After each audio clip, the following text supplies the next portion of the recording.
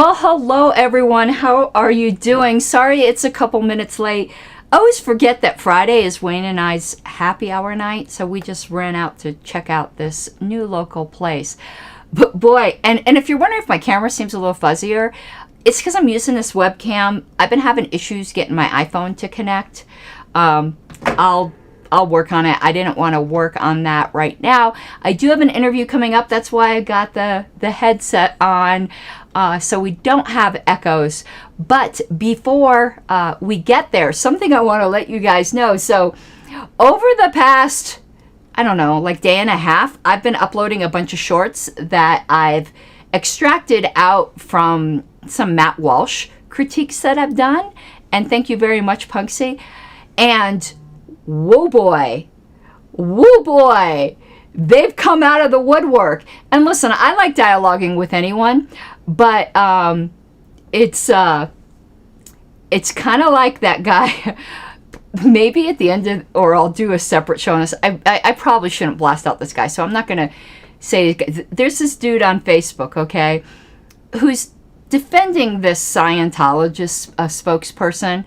And then comes at me and is like, oh, you angered the pink hairs. I wonder what gender it thinks it is.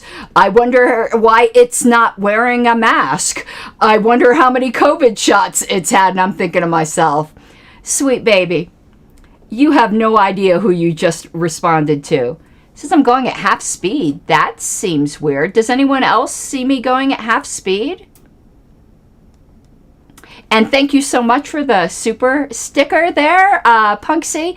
Somebody else let me know if I'm going at half speed. But at any event, I'm going to do the YouTuber stuff. And then I'm going to bring on my guest, who is a listener, Jay Warren. I don't do many interviews. You guys know that. I think a lot of shows do a lot of the same interviews. I'm usually not an interview show. I do an interview of some listeners when I think the story is unusual.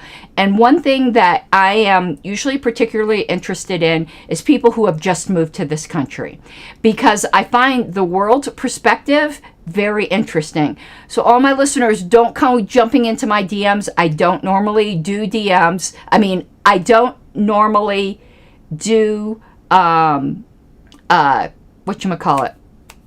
I don't normally do interviews, and I know you might think that you're in the People's Republic of California. That doesn't count. So Jay is literally from overseas, from the United Kingdom. But let me do the YouTuber stuff. Dave, you're the only one who's getting me at half speed on YouTube. JJ's watching me on YouTube. I am responding to some comments I know you guys can't see, where some people are saying I'm at half speed. If you're having that issue, I'm so sorry. Maybe watch it afterwards or go look for it on Twitch or Facebook. All right. Please hit subscribe, particularly if you're one of the people that got attracted to this channel from my shorts. I would super appreciate it. And if you're one of those people who just jumped to a conclusion because you saw a woman with pink hair and assumed that I was a progressive, yeah, you can be embarrassed and maybe not rush to judgment of people sometimes. I'm not a progressive, but I'm also not a conservative. I am the rarest of breeds, a consistent libertarian. I'm not one of the conservatives who will mouth the word libertarian, you know, when it's convenient. And I like to say everyone wants to be a libertarian until it's time to do libertarian shit. I'm an actual libertarian. So my views may confuse you at first, because I will agree with the right sometimes. I will agree with the left sometimes. And most of the time I will think both of them suck. Okay. After that part, you can follow me on Twitter if you like spicy content. For as long as it lasts, with LPCO getting banned from Twitter, I'm now not such a fan. I feel like my days are limited there, like they are in YouTube, but we shall see. Speaking of days limited on YouTube, I do have a Rumble channel trying to build an audience there for that inevitable day, because I don't censor I do censor myself a little bit, but I don't do it very well. And last but not least, I get most of my support through Patreon. It's patreon.com/Pink Flame of Liberty. This is obviously not a large channel. I do not it would be great to be a large channel, but I won't do the pandering or like the typical content that's required to get that. If it happens organically, great. If it doesn't, I am happy with my 3,400 hardcore supporters, because I like doing what I and my audience love rather than something formulaic. All right, that is it for that.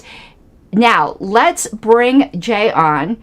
I'm probably going to have to shift over. I never know how this interview screen is going to work because I don't do this enough. But let me go over here. Let's add him. Let's add him to my right. There we go. Oh, yeah. We're trying to get our heads the same size. We were doing this before. So we planned absolutely nothing because I don't ever plan anything. So what I would like is just a little background on yourself, Libertarianism. We're just going to have an organic discussion. I don't know if on the phone you can see comments. Otherwise, if there are any, okay, because it's such a small screen. If there are any questions or comments that are like really directly relevant, I'll stick them up on screen and read them. So you have the floor, and we'll just go from there. Thank you very much, Karen. I really appreciate you giving me the opportunity to talk about my libertarianism and my history with it. And I really appreciate all the activism you do for the cause, and it's very inspiring to me. But I was thinking about this earlier today, and where my libertarianism all started, when I knew I was a libertarianism. And it all started before I even knew what libertarianism really was. I was in the equivalent of elementary school in the UK, or primary school is what we called it, probably around the ages 7 or 8. And it sounds rather trivial, but you'll understand what I mean when I say there was a kind of a playground, like a adventure playground that they had just outside the school that we always used to go on before like it was time for us to go into school. And they created this rule where unless the teachers were watching you every single second, then you weren't allowed to go on it. And that was my first ever experience in life with regulation and how flimsy it can be, and how it can ultimately is just putting a stop on people's fun rather than actually, you know, protecting anything or preventing anything really, you know, because we always went on it anyway. And so where exactly, so you were in the United Kingdom, but like where? I was in St. Helens, which is just a town called St. Helens, like Mount St. Helens. It is just between Liverpool and Manchester.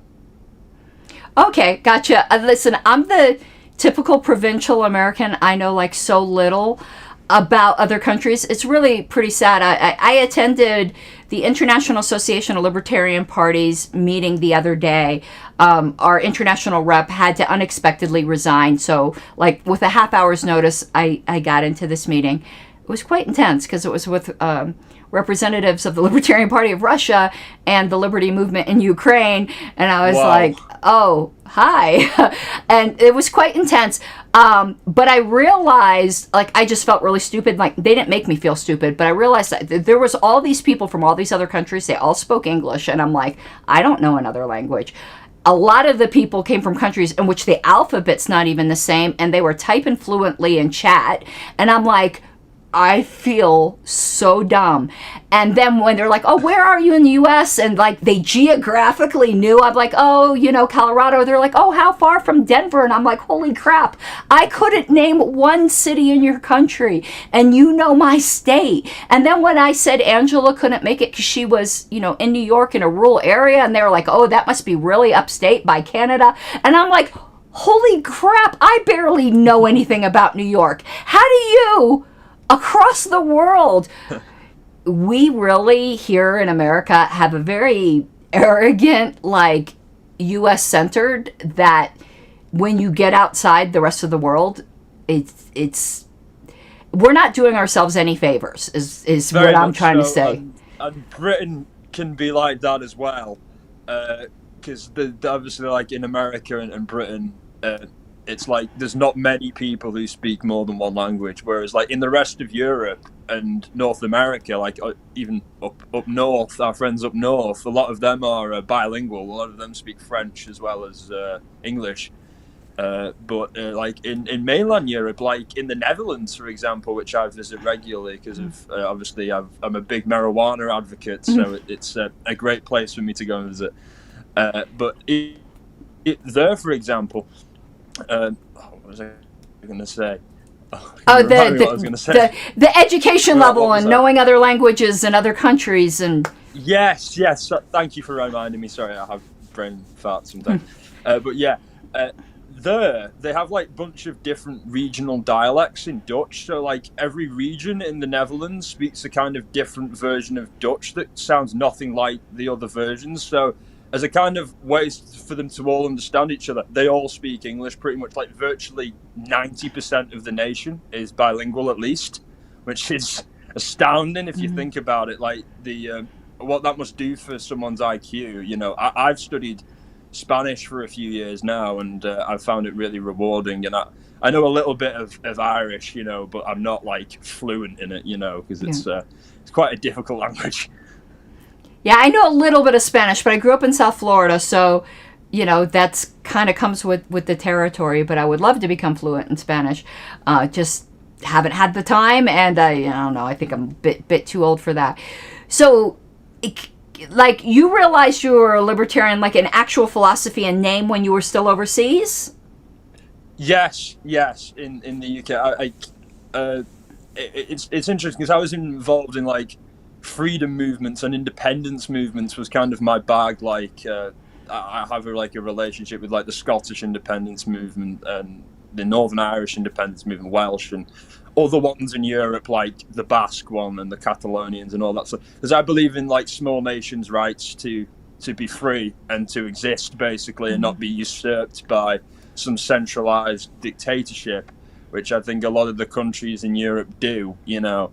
And I was inspired by basically some people in Ireland who came up with this idea called Éire Nua, which is basically this idea in Ireland of transforming the whole political system in Ireland. Éire Nua means a new island, to basically almost like a federal system with devolved governments. And when I like to a point where local authorities could make like really clear laws that would distinguish them from other local authorities, so that people didn't feel like, you know, strangulated or suffocated by Dublin or Belfast by having to kind of go along with their views and have them implemented. Because although like in the UK and Ireland there is a degree of devolution in terms of law and order in some places, it's nowhere near like how it is in this country. It really isn't. And were you involved like officially in any like political libertarian movements? Okay, and I know some of what you said is political, and again, I'm showing my American stupidity here, because half of the groups you mentioned, I have no idea what. I'm just nodding, going, okay. Yeah. I have. I mean, I've heard of some of them, but I bet you my understanding is about like this deep. I understand that in the UK, like there's some deep historical identity struggles, and I don't mean identity like in the woke kind of way. I mean, in the it's perfectly natural to have a love for your countrymen in your homeland, and I know in the same way it is for the Native Americans and their nations, and for them to have the rights for their nations and things like that. And I've long thought that they should make like one big, larger territory, you know, that could be almost like a homeland for all nations to kind of have something like that. Because so I don't think it's out of guilt. I just think it's out of, I think every culture and group has the right to exist, you know what I mean, and enjoy liberty.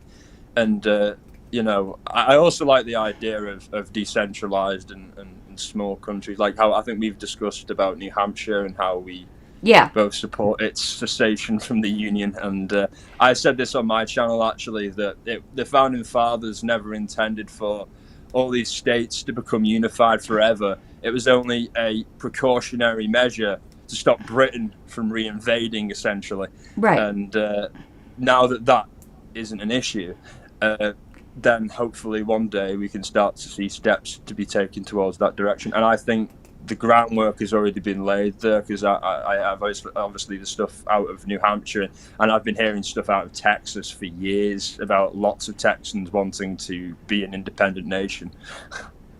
Well, what's funny is, and I know it's half a joke, and you might not have heard of this, being from Florida, I know about it. And if there's any of my fellow Floridians here, allegedly, though it's never been recognized, the Keys seceded from the country. They call themselves the Conch Republic, and it's kind of like a joke, but some of them take it kind of seriously down there. They have their own flag and stuff like that. So, I mean, but it's like the Keys, no offense, Florida. I like that. I like that. It's funny. It's similar thing happened in the UK, where it was like in the 80s, there was like the territorial water of the UK, so like the surrounding water, like it was a lot more reduced than it is now. So they used to have this old little like base out in the water, basically a couple of miles off the coast, that they used to use during the Second World War to stop any incoming Nazi invasion. Not that one actually happened, they had artillery guns on them and stuff like that. That's what they were there for. Yeah. Never got used, was abandoned, and then this eccentric radio presenter took it over in the 60s and used it as a pirate radio hub, because back in them days, rock and roll wasn't allowed to be played in Britain on the BBC, the British Broadcasting Company, or any mainstream radio. And there's only like 3 in the country at the time, so they had a real control over what could be played. So if you wanted the real music, the great music, you listened to pirate radio. And because he was outside of British jurisdiction, he couldn't be prosecuted for it. And then he decided to found it as his own country and called it Sealand. And and it reminds me a little bit of Liberland, which Liberland, Liberland, I've heard of that, yeah. It's this tiny little... They came and gave a presentation to the LNC. We actually did a resolution supporting them. I've got their little pin and stuff. It's really interesting if you read their constitution, this like little wedge of no man's land. So in here, now that you're on the East Coast, correct? Yes, I'm in Pennsylvania. That's where I reside. I also have residence back in the UK, and I come and go, you know what I mean? But most of my time is spent here in PA. Hey, you're not that far from New Hampshire. You might be living the libertarian dream soon. Exactly, a income tax-free dream. Yeah. And Florida doesn't have an income tax either, by the way. There's a few states that don't. Colorado, we're turning into California. But yeah, Florida doesn't. And I know... That's the funny thing with Colorado, because you can have the mushrooms be legalized, but then you have to jack up the taxes, you know what I mean? It's like, you can't get the best of both worlds, really, can you? No, Colorado is turning... It's interesting, but it's beautiful. So, you have the loveliness, but it's turning quite authoritarian here. So, are you involved in the LP here at all with Pennsylvania? I am not, but I'm a supporter of, and I turn up at events and stuff. But I'm officially a member of the Libertarian Party of the UK. So I'm probably going to join the US branch soon, or my local branch of it soon, because there's 2 in Pennsylvania. I'm just trying to figure out which one's nearer. You know what I mean? I'm not the best with geography. Oh yeah. Well, and the National Convention next year is going to be somewhat close. It's in DC, so that's in your neck of the woods. That's great. Getting more national members helps Pennsylvania get more delegates. So here I am. Exactly, and even helps us hopefully get on the ballot one day, because I know that we weren't on the ballot in the last election in PA, which is very, very sad, because I know that there's a lot of libertarians here in the state. Yeah, I've got a ton of friends in Pennsylvania. I was parliamentarian for a couple of their conventions. So I'd highly encourage you to get involved and to become a national member. It really does help Pennsylvania. JJ, who's in chat, is from Pennsylvania, and he asks, where in Pennsylvania, if you don't mind saying. Lockhaven. Okay, I don't even know American geography, so hopefully that meant something to you, JJ. It's not very well known. but it's a relatively big town. Gotcha. Not a lot happens. So, to get more into like granular libertarian stuff, you mentioned the Libertarian Party of UK, which is really interesting to me because I can't remember his name, but it was the equivalent of the chair of that party at a really long Brown? I think it was before that. I think we're going back to like 2017, 2018. Yeah. And I don't know if it's still in their rules, but I had gotten really ass mad, like literally like super ass mad, needed balm and everything, because their bylaws prohibited anarchists from joining the party. So I had, at least it was then. So it must have changed. Yeah, so I got in a conversation with this guy, and I'm like, listen, I support what you're doing, but if I lived there, I couldn't join your party. And then he gave me the whole backstory. Apparently, some very, like, chaotic, evil type anarchists joined and, like, wrecked their infrastructure and, like, hacked into their computers or something. Class war, yeah. Yeah, it was... That's the group. Yeah. Yeah, so it was kind of like an internal protection device, and he was like, it's kind of in there, but not enforced against the good ones. Exactly, yeah, because Tam Laird, who's the leader of the Scottish Libertarians Party, who broke away from the UK one, and, you know, I have a good relationship with him and that party. I've spoken to him a few times. He's an interesting guy. He would be a good guy to speak to as well, because he's been a libertarian for like 30 years, you know, in Scotland, you know. So he's got a good gauge on the history, because the party in the UK only was founded in 2007. So before then, libertarianism was, I guess, represented in, like, I guess, certain factions within the Conservative Party. Yeah. And I guess all those good members of Parliament who were true libertarians have been basically expelled from the party. And the one main guy, Andrew Bridgen, sadly, was reclaimed by the Reclaim Party, which is almost like libertarianism. It's straying into populism basically, but it has some libertarian ideals. It's like very anti-lockdown, pro-freedom, and things like that. And Andrew Bridgen, he was expelled from the Conservative Party and he joined them. So, what party was it that Carl Benjamin was running under? Pro-Brexit, Sargon of Akkad. Was it the Reform? I know him, Reform and Party, wasn't it Count Dankula? The Reform Party are like basically the Reform Party of the USA. Yeah. They're exactly the same. Okay. A lot of their members used to be in the UK Independence Party, and that was quite libertarian in some... I think that's what it was when they were running. I think it was the Independence Party.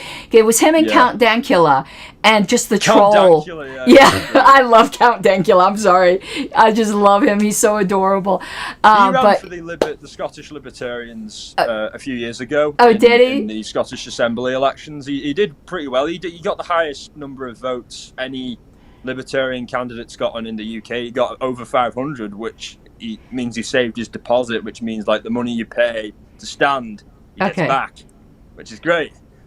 Oh, so, that's awesome. Crap, there was something that it totally slipped my mind.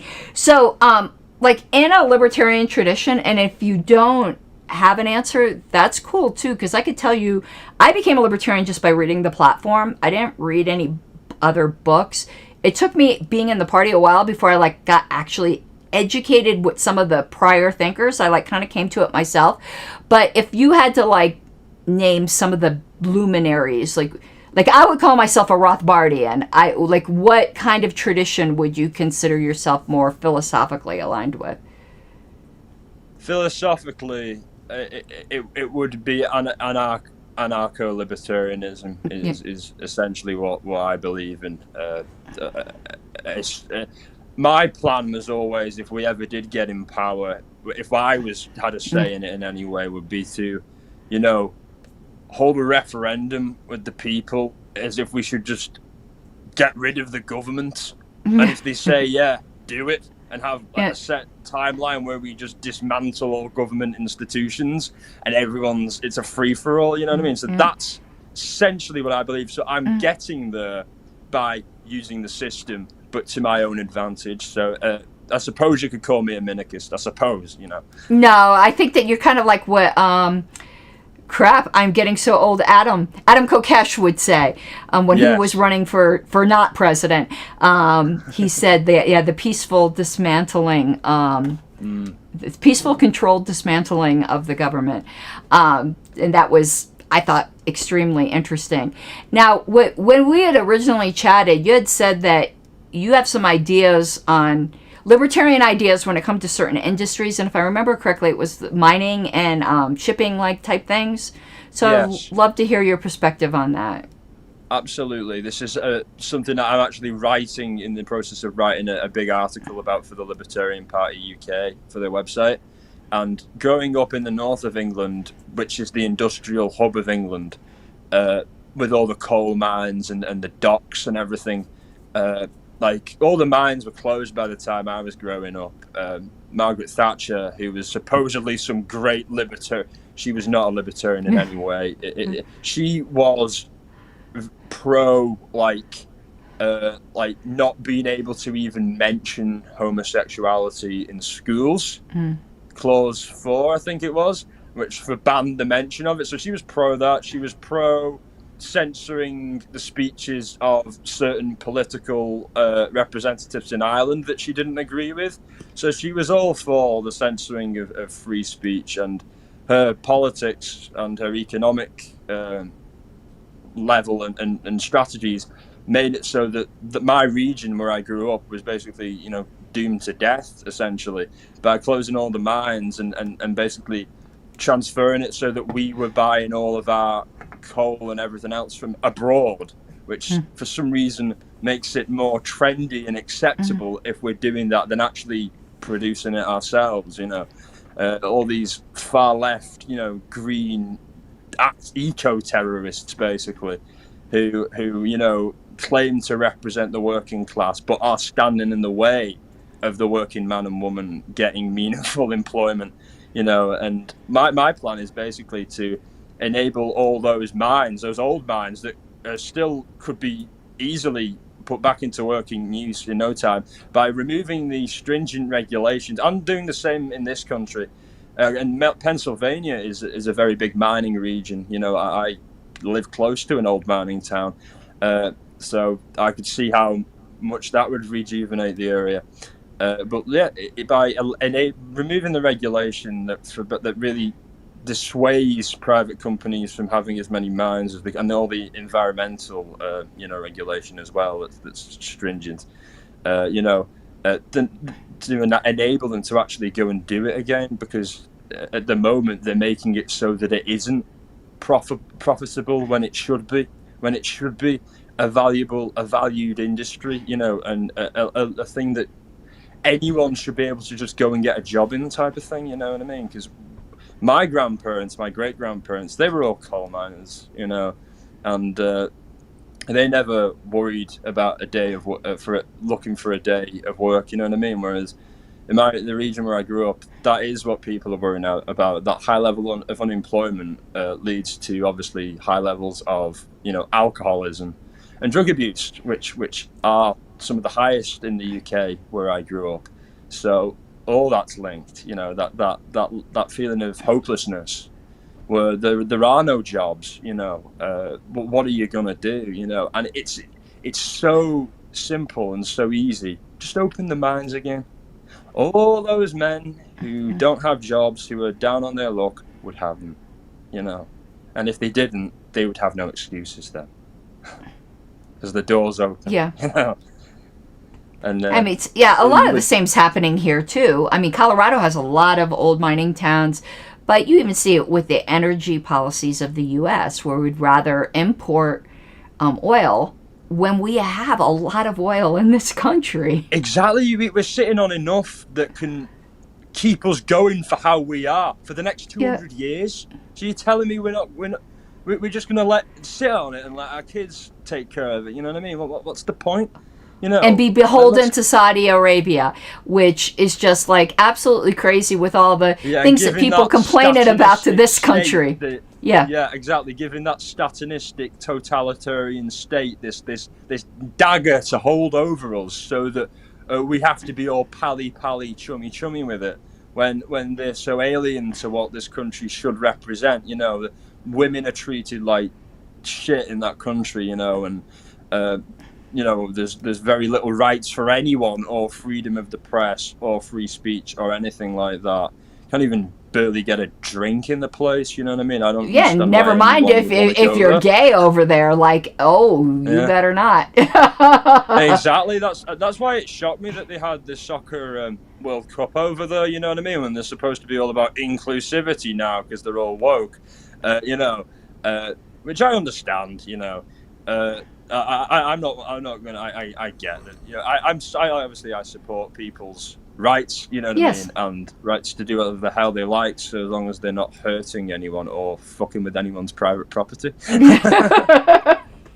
That's like the most libertarian thing, you know, right there. Oh boy! So what made you? Do you have dual citizenship, or are you still just a UK citizen? And I have dual. Oh, that's nice. So I was able to vote in the last election, but I was spoiled for choice because we didn't have any candidate. We weren't able to stand in Pennsylvania, so I think I either voted for the Greens as a protest vote, or I just up and spoiled my ballot because there's no way I was voting for either of the Dems or the Republicans, because, you know, all these idiots who go, oh, Trump was so libertarian. I do the same thing here. He introduced gun control. Yeah, I know. And like, I was doing an interview last night where you know, I said I respectfully disagree with my host. I don't judge people for their voting choices when there's not a libertarian on the ballot or whatever. I go, I will never vote for a Republican or a Democrat. So here in Colorado, we have very good ballot access, unlike some other states like yourself. But we just didn't have enough candidates. So there were some races in which there wasn't a libertarian. I will vote for the third party. I don't care who they are. It's a protest vote to keep third parties alive. So there was one race. I can't remember what race it was. This is how little I knew.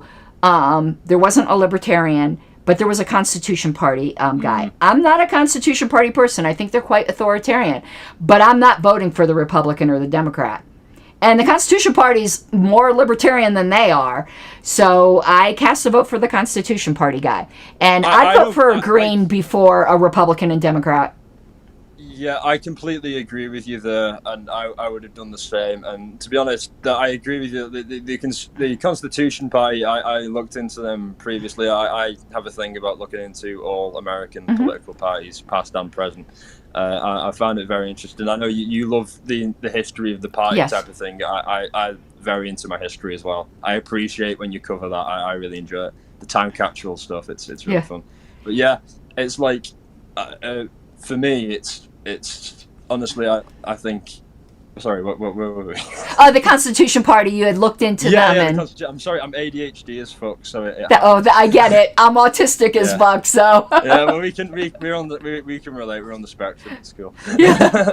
Yeah, but the Constitution Party, they're populist, but I like the idea that they're all like, 1776. I like that. Like, I like to think, obviously, if I was around here in them days, I would have obviously fought against the British. You know, I'm no fan of the Crown. You know, I never have been. You know, and well, the funny thing, the Constitution Party actually has a lot of real good ideas. I know some of my more liberal friends are probably reeing in their soup right now, but they're just too. And I'm a Christian, as you know, but they're just too religious. You don't mix religion and politics. Like, you just don't. Totally agree.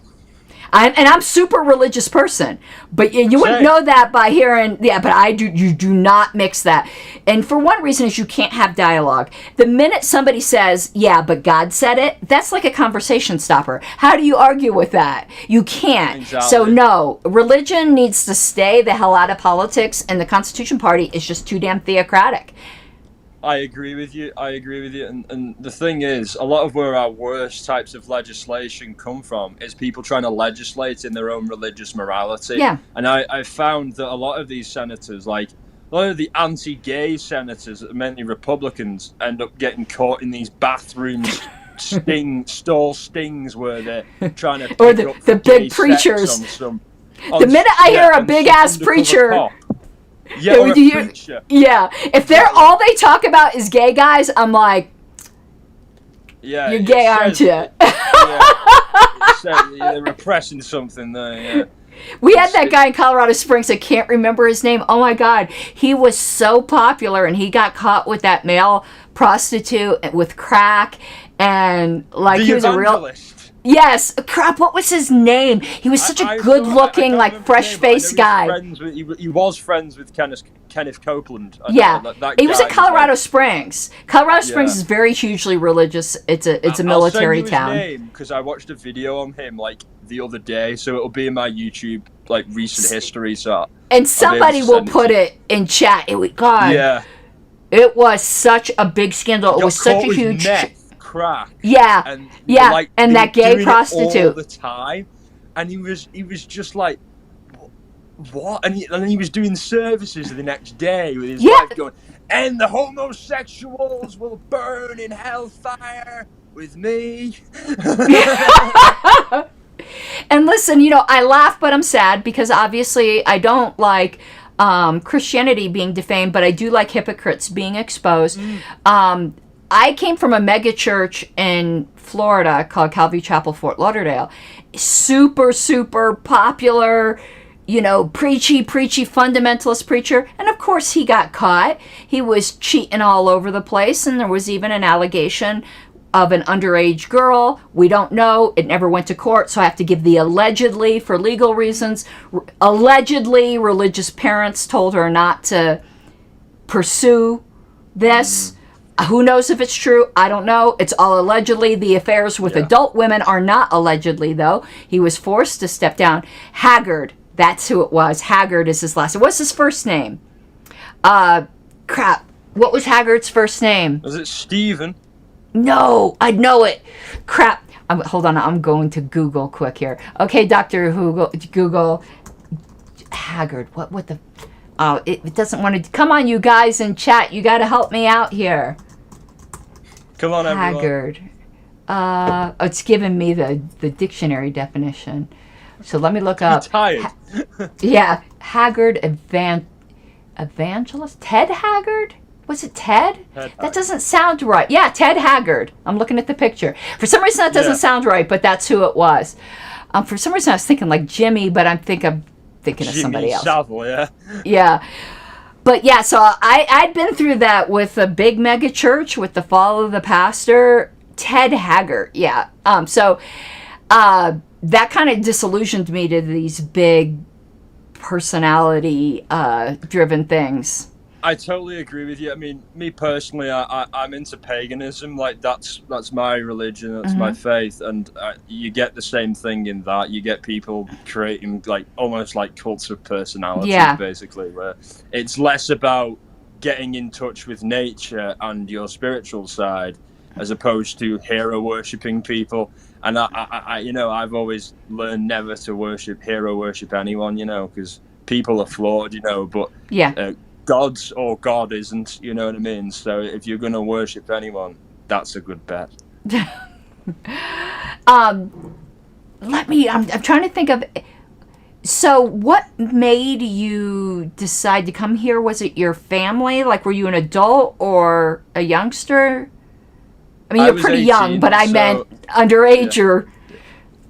I was 18 at the time, so I left home at 16. I got a job when I was 16, and I was working construction.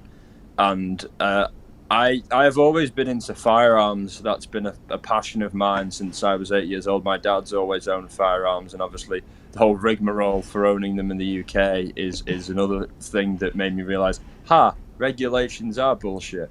you know, because you'd have to go into the police and all this crap and have them inspect your house, inspect your guns, and do loads of checks on you and all this crap.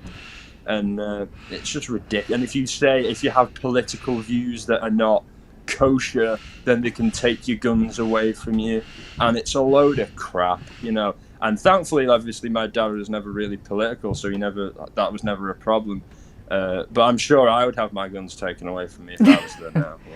And listen, I hope they're safe here, but I'm losing hope. Well, what year did you come over? So let me figure this out. It was 2016. Okay, so you were here for COVID. And were you here, or because since you have dual citizenship, did you spend the COVID times in America or in the UK? I spent most of it here. Okay. How was it in Pennsylvania? Was it bad? Like the lockdowns and... It was strange because obviously like it was strict, you know what I mean? But like I found my way around things because lucky for me there was a guy on my street who was opening up his own improvised kind of juke joints. So I went over there for beers and chicken and like moonshine basically in like the old kind of America, you know, where everything was tax free and shit and gambled and everything, you know. So that's how I got through it really, and I started getting into music, and that's what I do now for a job. I work as a session musician in Philly. What do you play? In Philly. I play bass, guitar, I sing a bit, and I do a bit of keyboards. And I like to play banjo as well. You're gonna laugh. In my misspent youth, I was the bass player in a thrash metal band. That's awesome. That's awesome. I broke my ankle stage diving. I've done a lot of weird things in my life, so none of it's been boring. So that is super cool. So you might relate because you're already here. You already knew like, oh, America, freedom, and all that. When the lockdowns first started, and this was still even in the beginning, because my husband Wayne's a big gun enthusiast. I'm personally not. I'm personally a pacifist. I'm not a gun person, but I believe in everyone's right. It's a religious point of view. It's not a morality like I think anyone is wrong. You know, I think everyone's religion puts different demands on them, whether you're Muslim, whether you're pagan, whether you're Christian, and you voluntarily take that upon yourself. So for me, my conviction is, as a Christian, I think we're called to be pacifists. Most Christians don't agree with me, and that's fine. But my husband was always like, oh, they can do this, they can do that, but they'll never come for our guns. They'll fight. And I'm like, you're so full of crap. No, they won't. No, they won't, because most people have a family, and they're not going to risk their family. I'm like, there'll be a few holdouts, they'll be made examples of, and then it will be over. And once the lockdown started, we were in the second week, and we're walking around our neighborhood with our dog, and there was not a soul in sight. Like, everyone was... And I looked at him, I go... Oh, that's okay. Phone on charge, sorry. Yeah, I get it. So I said to him when we were walking through an abandoned... And we live in a very conservative county. I was like, you still think people would fight if they came for the guns? They've locked all these people in their houses, and there's no resistance. You really think when, I'm not saying if they come for the guns, when they come for the guns. They didn't think it could happen in Australia either. And they disarmed everybody. It can happen anywhere. That's the thing. But what I am confident about is the existence of 3D printed guns and what they mean, you know. Because they've given a lifeline to people in the UK. Obviously, they're not doing it legally, but if the law steps on your rights, you shouldn't just accept it. You know what I mean? You should stand up for yourself. That's the way I look at it. But yeah, the 3D printed, obviously here it's completely legal to do that, and even like I've even constructed my own slam shotgun, which is basically like a pipe shotgun with a bit of pipe, and you just put the round and slam it, and it fires. So it obviously that's not the government don't know about that, or they do now. But hello, NSA. You know I'm on all kinds of lists. He didn't. He was just joking. He was just joshing around. I was trying to find something, but I can't, so I ain't going to worry about it. So now I'm just going to give you a completely random question, which you might not have an answer to because I just saw it come up on YouTube. Did you see that crazy ass woman on the plane with the yelling about the guy who wasn't real? Yes. Okay, so here, was he real? Was that motherfucker real or not? I don't think so. That was the craziest thing I'd ever seen. Everyone was like, "Do you agree with this woman?" I was like, "I don't know, maybe."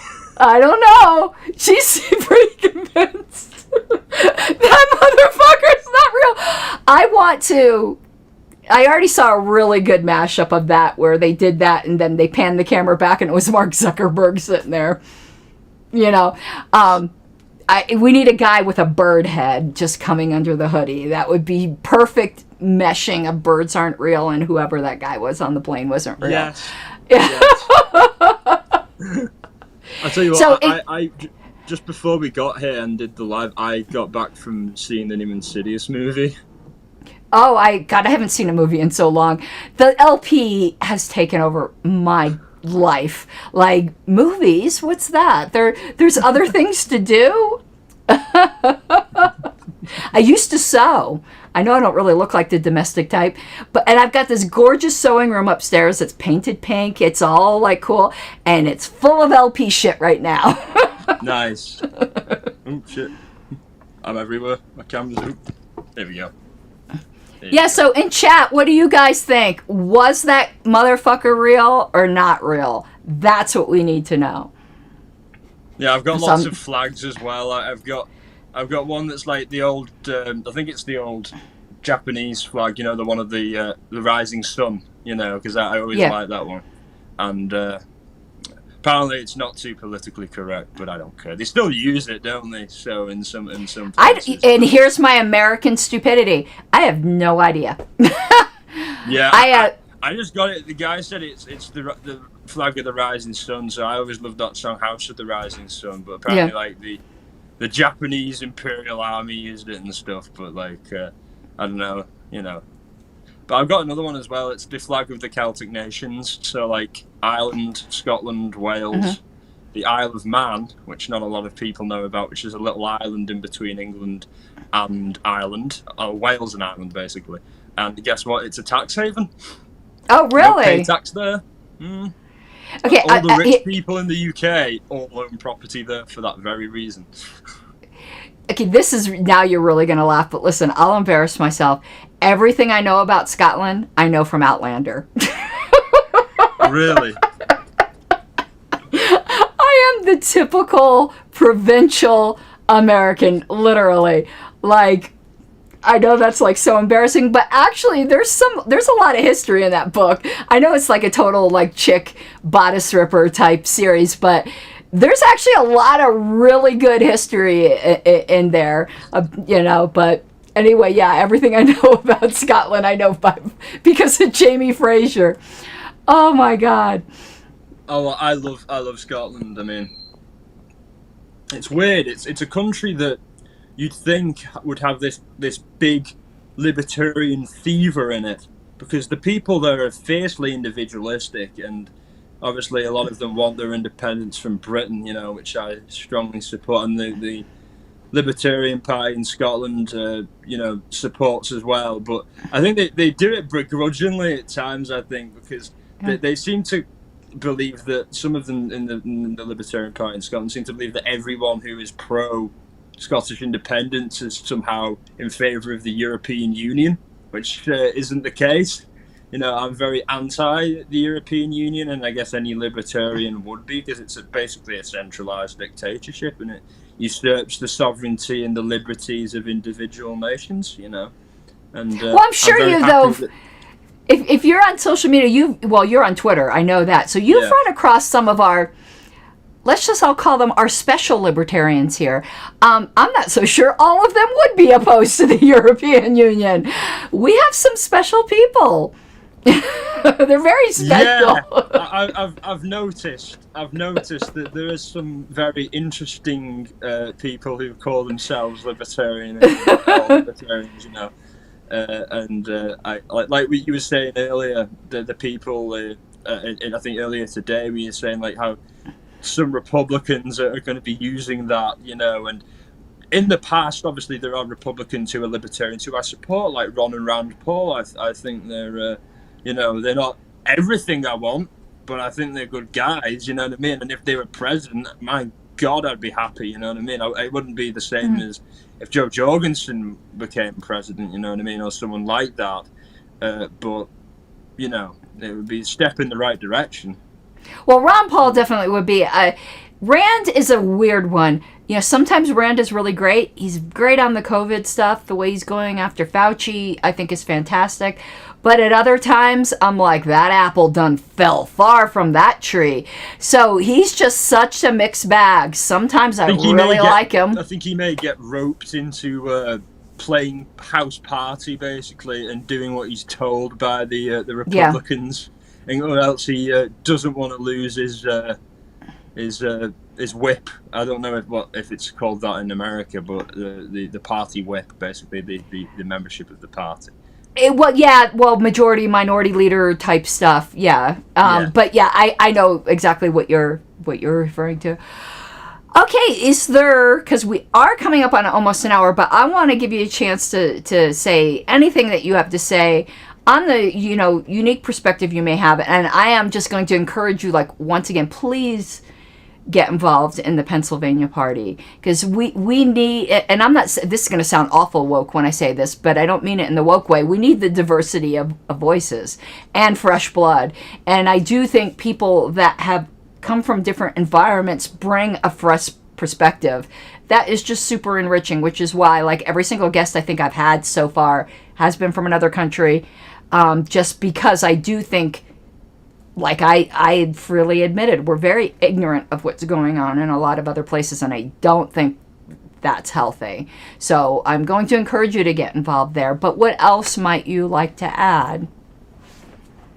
Well, thank you very much for allowing me to have this platform again. I've really appreciated it, and I've really enjoyed the live and the interview. And I was worried that I wouldn't have enough energy, but as soon as we started going, you just got all the points out of me, very, very, very easily, And honestly, what I'd like to say to everyone in America is, appreciate it, what we have here, because in Britain, New Zealand, America, France, all over the place, Ireland,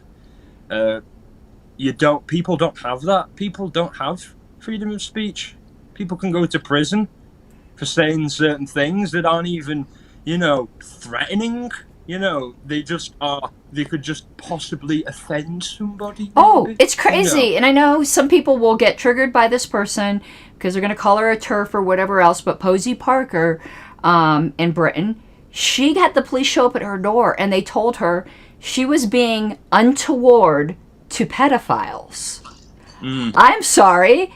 Let's all be untoward to pedophiles. Let's have Be Untoward to Pedophiles Day. Can we all do that? And that's where me and some of the Libertarian Party in the UK part ways, because a lot of them are against the death penalty, and I think the death penalty is a great cure for people who take the rights of children, the most innocent in our society, away. And destroy their confidence and trust forever, So, and ultimately, it should be what the people want, and that's what the people want. You know what I mean? That is what the people want. Full disclosure, I'm not a death penalty person, but again, a lot of that could have to do with my religious views and my pacifism. Yeah. But I'm just been that way for a while. But I also respect that there are libertarians who disagree. I understand the arguments for both. I guess let me tell you, and maybe this might change your mind. I get as well how it can be, misused by a authoritarian state to just kill vocal opponents, and obviously we don't want that, do we? It could set a very dangerous precedent, but obviously, in my opinion, in extreme circumstances, I think it's a justifiable punishment, yeah.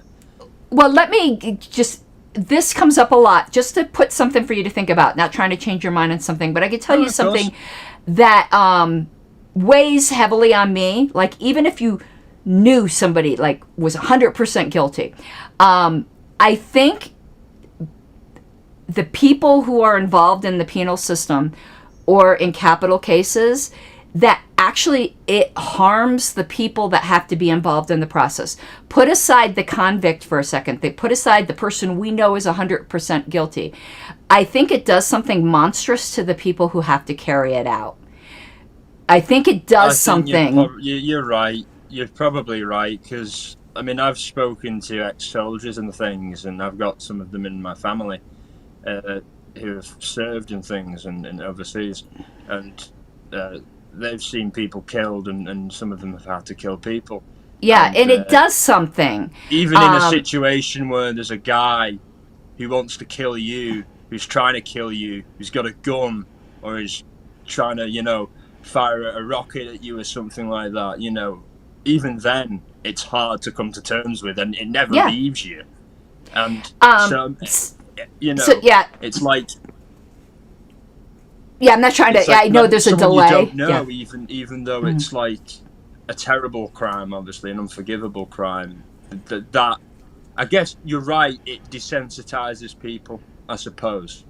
It may desensitize people to something that I guess generally, like you say, you believe obviously it should be in the hands of God to decide that, and obviously our religious beliefs are slightly different, you know, but I believe that you know, ultimately my gods obviously act, you know, when they're needed the most, and that we don't always need to step in and you know, do things that we can. I think a lot of people though don't consider the effect actually on the executioners, or we don't call them that today, but also society at large. There's a great documentary that you'd love to watch about the UK's last hangman called Albert Pierrepoint, who he was from and lived all his life in a place called Southport, which is very close to where I grew up. I always used to visit there with my grandparents, and he lived from like 1910 till like the 90s or the early 2000s. So he gave like an in-depth interview about it, and like he was like a guy who, like, he was perfect for it, because he's a man who never really had emotions, you know what I mean? He's a guy who he's a rare one in that he didn't have, you know, regret, remorse, or like empathy, you know what I mean? It's that, I guess, for people like that, I suppose that's an ideal job, but for 99.9% but it does something though, people, I think also to the citizenry, that the minute you think it's okay for the government to kill somebody, I do think that does something to society as well. So so my sympathy isn't really a lot of people go, oh, you just this bleeding heart towards criminals. No, it's not that. It's everything else that comes with it. And the fact is, most of the time, we don't know someone is 100% guilty. There are times we do. Exactly. It's the knock-on effects. It's the fact that you don't know. And like, honestly, my opinion is that it should only be reserved for like the worst of the worst cases, you know. And I understand all of what you're saying, and I will think about it. I definitely will think about it. You've given me a lot to consider, and I really appreciate being able to, you know, discuss this with you. And there was a question. I'm going to stick it up on chat here, because there was a question that you can answer that I can't. David Davis asked, what's the difference between the Liberal Democrats and, I don't know what the SNP is, hopefully that means something to you, and the Scottish LP? And the Scottish Libertarian Party. The Liberal Democrats are liberals in the sense of the Democrat Party, so they are centre to centre left, or you know, that's where they stand. They broke from the original Liberal Party. The Liberal Party still exists. They're into classical liberalism. I know you've done a video about the differences between classical liberalism and libertarianism, so I'd advise everyone who hasn't already checked that out to check that out. Very, very good. Obviously, there are crossovers. Oh, definitely. Kissing cousins, for sure. I know that's like a gross term. I don't want to kiss any of my cousins. But we're not that. I don't. With all due respect, okay, my friends in West Virginia, I'm teasing. But there's certainly like. Okay, because listen, the civil liberties end of things, because obviously liberalism started in the UK, and the original liberals were known for their kind of very revolutionary stances on certain things, like against slavery and things like that. Yes. And separation of church and state, which is another thing that we both firmly agree on, and just rights of the individual. But then it became muddied. So now the modern day Liberal Democrats is a shadow of what that is. They are very much for the status quo and authoritarian.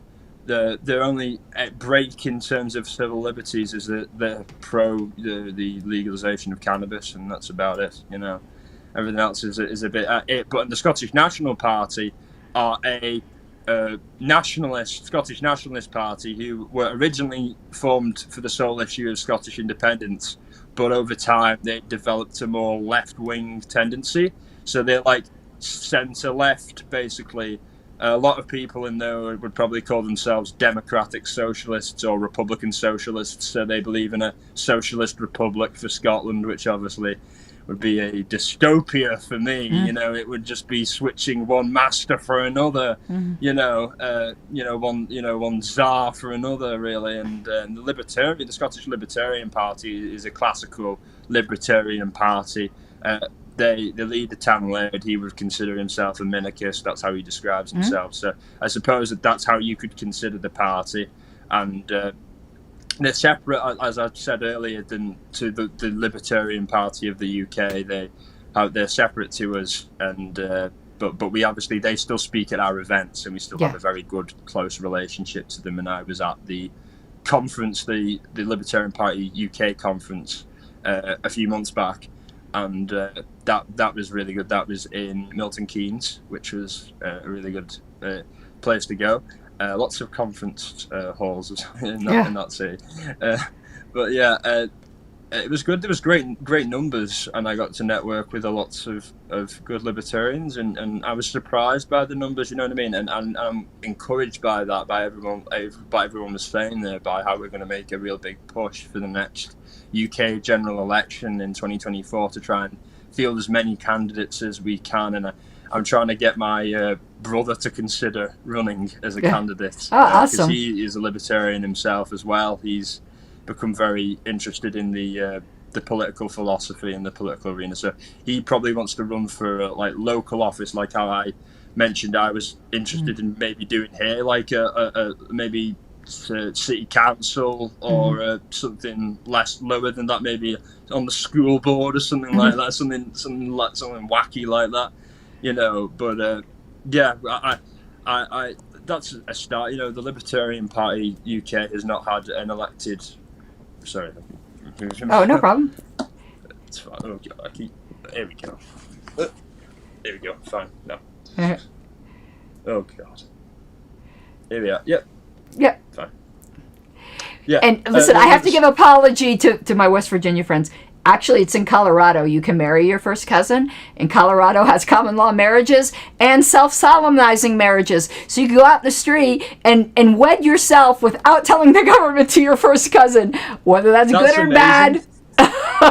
Just everyone makes fun of the South. The freedom is there, and if it's between two consenting adults, who cares? Yeah.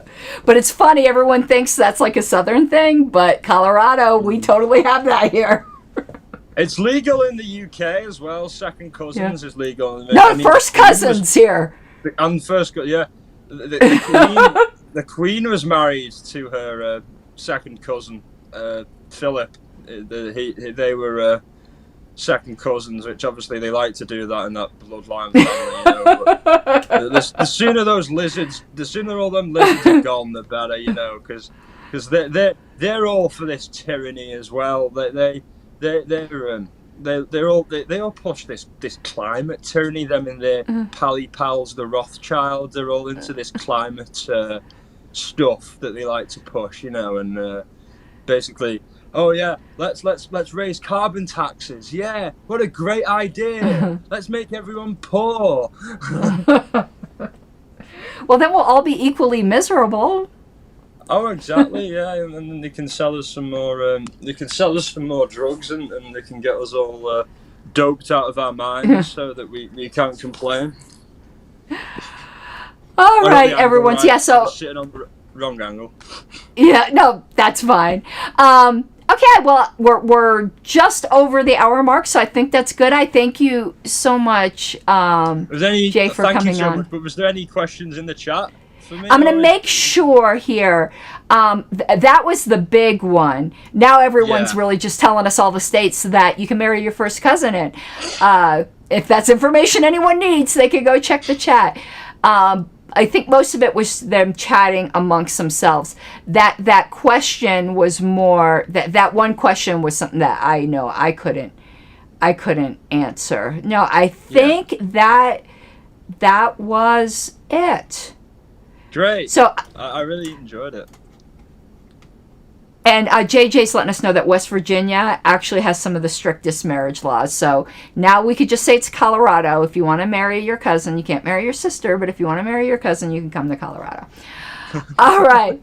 Well, this is like, so do you have any, what's your, like, if you don't mind, your Twitter handle? And I don't know if you do have anything, any websites, any projects you'd like to promote before we bid adieu. Thank you.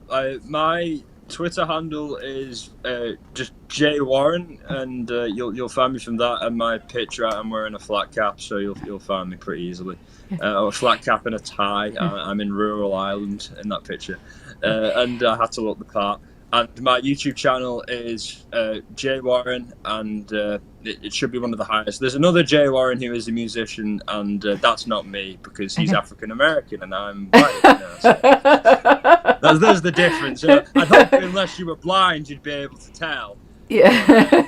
I'm up there, and I do like lots of different live streams of like true crime, conspiracy theories. Oh, I love true crime shows. Talks about Scientology, which I heard you mention before, because I had my own experience with them.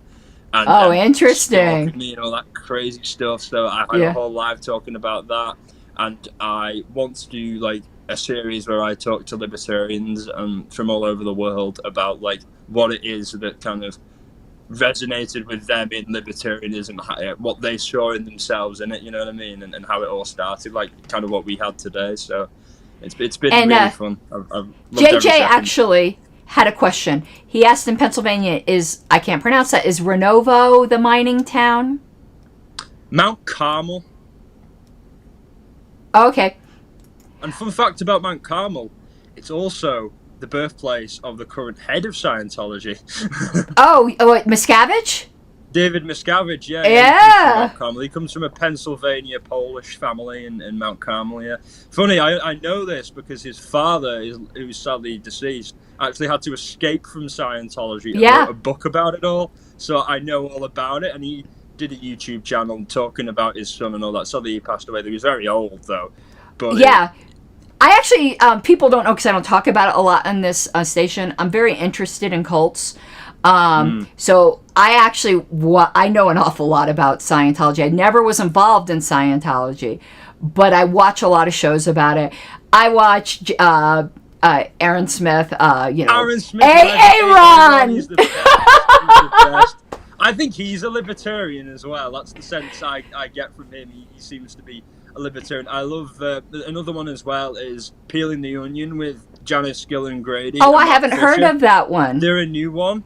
I'll send you a link to their channel, and they had Karen Della Carriere on. You've probably heard of her on. She used to be married to Heba Jench, so like she does a lot of videos, so she's always around those type of videos. And Claire and Mark Headley as well. Mike Rinder is great. And I just saw that Aaron came out with a video. I haven't watched it yet. The latest in the search for Shelley Miscavige. So I'm interested in that. Yeah, a lot of people, because I just don't talk about it really on the station. Because listen, if people want to be in a cult, let them be in a cult. But I'm just super interested in it. And I watch a lot of shows with some of these that are out there. But for some reason, Scientology has always really interested me to understand like where they're coming from. Because to me, it's like it's the one that seems the most organized. It's so and they make so much money, and they actually had the IRS scared of them. Billions, and exactly the story that he basically Yeah. went in there without a meeting with them and said, David Miscavige, and went to the head of the IRS and said, "Do you want me to turn off the tap? Because I can." Right, because they were getting sued, like millions of lawsuits. God, I wish libertarians would just sue them. They were stalking members, like ordinary employees, getting dirt on them.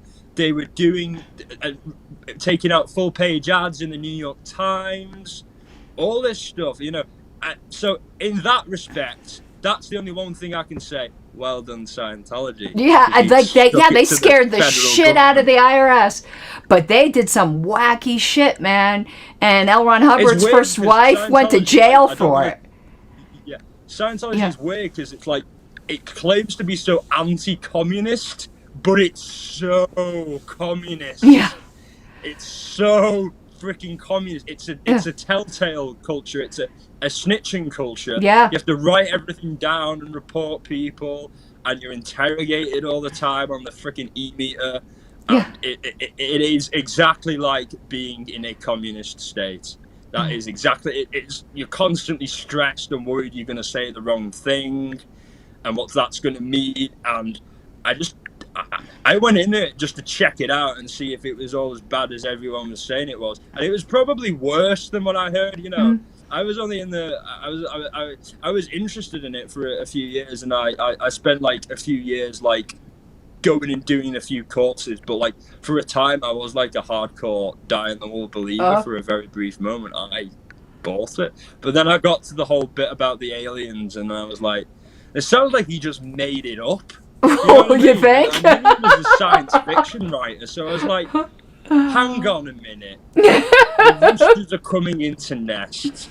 He clearly wasn't making enough money from the books, so he thought, a tax-free religion. And fair play to the guy. Fair play to him if you're going to do that sort of thing. Because if you want to figure out a way to not pay taxes, good on you. Do it. Oh boy, so yeah, this went off on a little bit, but that's interesting that we have that common interest, and a lot of people don't know I'm super interested in that unless they happen to catch me commenting every once in a while. I follow some of these guys like Grant Cardone and stuff like that, and I'm like, Cardone, he's like Tony Robbins in drag. He's like a diamond door Tony Robbins. It's so funny. But that's the thread, if you heard me talking about, where that guy went at me, who has Tom Woods in his picture, has all these liberty friends, and was calling me an it, and like I was some kind of leftist nuts, and all these people are like, dude, you just really made an ass of yourself. You have no idea who you just responded to. And I'm like, I'm like, there's still time to delete this post, dude. Because before it gains all the traction in the world. I liked your little short you did to that woman about talking about how pink hair can be explained by cool women and not by like woke, you know. The 10 times called H. Roden. So you came and commented. Oh, I don't know if that dude's read that thread yet, but if he has, he's going to be like, and I've done that before. I've shot my mouth off to like the wrong person where I thought I knew who they were, and I just said like the most dumb thing. He couldn't have stepped in it more. Like, he had everything. The only thing he had right is I had pink hair. Everything in it wrong, and like almost all of his friends are like co-friends with me. Before you're gonna like really dog someone like that on Twitter, at least click on their profile. Just click for a second to make sure, because if he had done that, he'd have been like, if he read one of your tweets, he'd know instantly where you stand politically. Oh, it was funny. Oh my God. It was so funny, and he's from Florida, had Tom Woods in his picture, and I'm like, way to say that you weren't even at his 3,000th episode celebration, because I was on stage at that one, dude. Oh, my Lord. Anyway, we're going to end, and I'm going to do the closing stuff. It's going to cut you right off, just so you know. So we're going to say our goodbyes now, but I thank you so much, and I'll see you on Twitter and in comments. And I really enjoyed our talk, and people in comments are saying they really enjoyed it as well. So thank you so much, Jay. Thank you so much for having me, Karen. And I'd advise everyone to come and come to your channel again and keep going. The people who I've brought over, this is a great channel to learn more about libertarianism, and she's really fun, really funny. It's not super serious. You can have a joke, and you can have a laugh, you know what I mean, and learn something, you know, and just be part of something where you feel connected with people. So thank you for giving me the opportunity to share my history, my background, and have a nice evening. All right, bye-bye. Bye-bye. Bye.